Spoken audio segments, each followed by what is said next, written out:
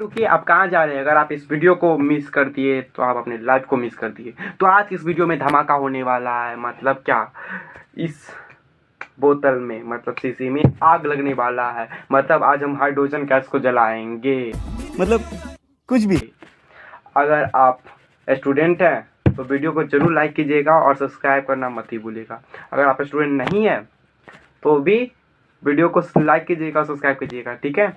आपने कहीं या कहीं पे या स्कूल या कॉलेज में या किताबों में पढ़ा होगा कि जब हम हाइड्रोजन गैस जलाते हैं तो पॉप्सर प्रोड्यूस करता है। तो चलिए इसको करके देखते हैं प्रैक्टिकल। तो हमने यहाँ पे हाइड्रोजन गैस है जो यहाँ पे निकाल दिया। चलिए इसको करके देखते हैं, ठीक है। आज का फुल वीडियो देखना चाहते हैं तो डिस्क्रिप्शन पे जाके देख सकते हैं, ठीक है। तो होम पेज पे, ठीक है, देख सकते हैं कितना अच्छा लगा। एक बार फिर से चला देते हैं। वाह, कितना अच्छा नज़ारा बना। सब्सक्राइब करना तो मत ही भूलिएगा। कितना अच्छा नज़ारा बना था, ठीक है। इस साइंस एक्सपेरिमेंट के लिए वीडियो को लाइक कीजिएगा।